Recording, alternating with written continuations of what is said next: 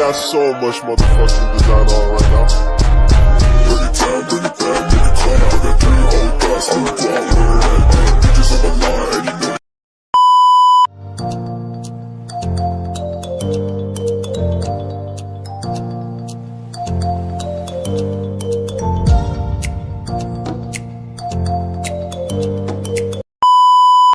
Assalamualaikum warahmatullahi wabarakatuh. Kenalkan aku Lis Afrilia Devianti, kelas 23C Prodi Manajemen Pendidikan Universitas Negeri Surabaya.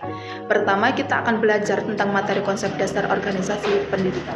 Nah, sebelum kita melangkah untuk mengetahui apa itu konsep organisasi, kita pahami dulu pengertian dari organisasi.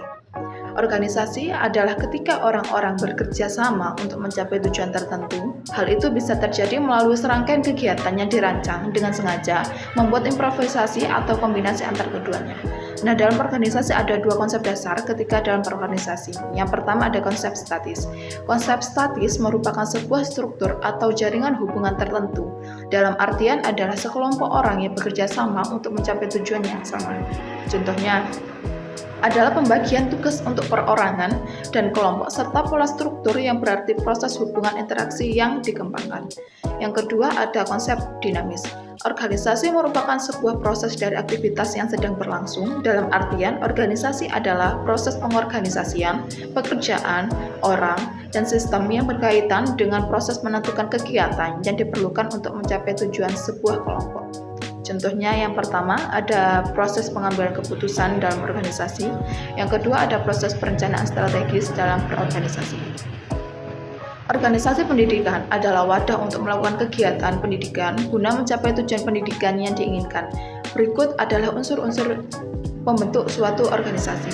Yang pertama ada struktur organisasi, yang kedua ada sumber daya manusia atau SDM, yang ketiga ada sarana dan prasarana. Pendidikan sebagai organisasi harus dikelola sesuai dengan sumber daya yang ada, baik itu SDM maupun sarana prasarana, sehingga aktivitas pelaksanaan program organisasi dapat berjalan secara efektif dan juga efisien. Di antara manfaat tujuan organisasi adalah mengatasi keterbatasan, kemampuan, kemauan, dan sumber daya yang dimiliki dalam mencapai tujuan pendidikan. Terciptanya efektivitas dan efisiensi organisasi dalam rangka pencapaian tujuan pendidikan. Menjadi wadah pengembangan, potensi, dan spesialisasi yang dimiliki menjadi tempat pengembangan ilmu pengetahuan dan lain-lain. Kesimpulannya, konsep dasar organisasi mencakup pengaturan struktur, tujuan, tugas, dan sumber daya dalam suatu entitas untuk mencapai efisiensi dan efektivitas dalam mencapai tujuan bersama. Organisasi melibatkan pembagian kerja, koordinasi, komunikasi, dan pengambilan keputusan. Faktor penting dalam organisasi termasuk hierarki budaya, peran individu, dan adaptasi terhadap perubahan lingkungan. Organisasi adalah entitas yang disusun untuk mencapai tujuan dengan cara yang terorganisir dan efisien. Dalam konsep dasar organisasi ini juga masih lingkup program manajemen pendidikan, yang pastinya program pembelajaran organisasi ini membuat mahasiswa untuk bisa mempunyai keterampilan dalam mengelola, memimpin, dan juga bisa menambah wawasan dalam pengorganisasian.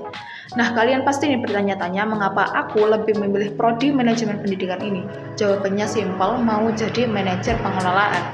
Karena lulusannya juga nggak main-main, prospek kerjanya luas, lulusannya kerjanya terjamin, namun kuncinya juga harus satu, kalian harus konsisten mau belajar.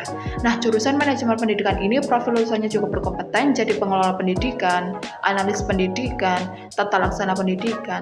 Pasti ada nih yang bingung dengan UKT-nya berapa sih? Pasti mahal ya. Jangan salah.